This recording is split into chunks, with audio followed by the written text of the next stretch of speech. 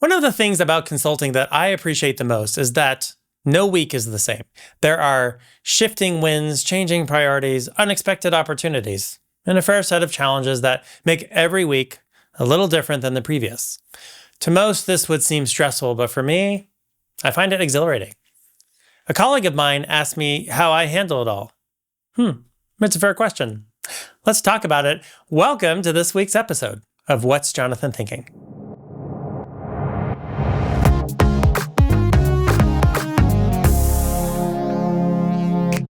Hello, everyone, and welcome back to another episode of What's Jonathan Thinking? There was a moment this week where my team and I realized two fundamental truths.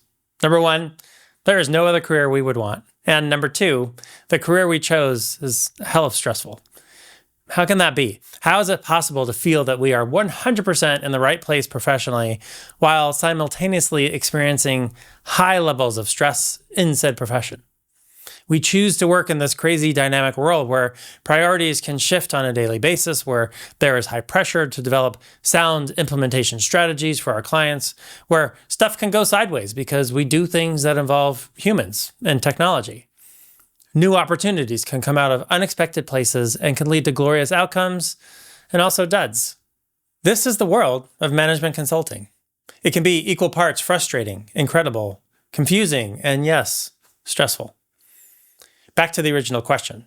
How do I manage the stress of being a management consultant? I certainly don't have all the answers, but I can share with you what works for me. Number one, being unapologetic about the team you keep. Consulting is not for everyone. It's a mindset and a choice for how you move through the world. I have found that it's binary for people. It either works or it doesn't. I've learned to become unapologetic about the kind of team I need to surround myself with and whom I think my team deserves. Not having the right people can be more stress than it's worth. So don't relent on your own definition of who is a culture fit and who is not. Number two, listen to your body. There is good stress and bad stress. Good stress, also called eustress, is motivating and spurs us to high performance. When we are in this mode, really good things are going to happen. Breakthroughs, hyper-creativity, massive customer delight. But when we find ourselves triggered into fight or flight mode, we end up in what is clinically called distress, and we need to listen. Distress is where burnout happens and we can lose our motivation. That might mean we are tired. That might mean we need to take a break. Whatever it is, often the best remedy is to just communicate where you are mentally. This can be as simple as saying to your team, hey, this doesn't feel right. This is raising some concerns with me. Can we talk about it? Or, hey, my brain is fried. I just need to take a break. Whatever the case may be, make sure to listen to what your body is telling you. Management consulting is a marathon, not a sprint. We don't get prizes for being first. We get notoriety for being the best. Make sure you are taking care of yourself so that you can bring your best self to work. Number three, listen to each other. The other day, I was trying to respond to a request for proposal, or RFP, and hit a massive wall of writer's block.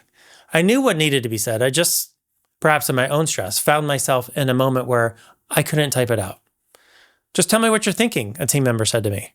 And he took over typing for a while and kept us moving forward. Delegation is hard for me, but sometimes it's the answer to a mental block. We have teams for a reason. The people around you want to help, so why not utilize them? This is one of the easiest ways to avoid reaching burnout and shutting down. Even if it's something as simple as taking over the keyboard for a while, the power of teamwork is undeniable, especially in consulting. Number four, make it fun. Consulting can be super serious. Very often, clients are trusting us with IT processes or constructing solutions for their businesses. The stakes are high most of the time, so take time to lighten the mood every now and then. Carrying the gravity of what we do for our clients all the time can lead to burnout and can take the fun out of what we do. And number five, self-care. A corollary to number two is that sometimes listening to our bodies means avoiding distress by prioritizing self-care.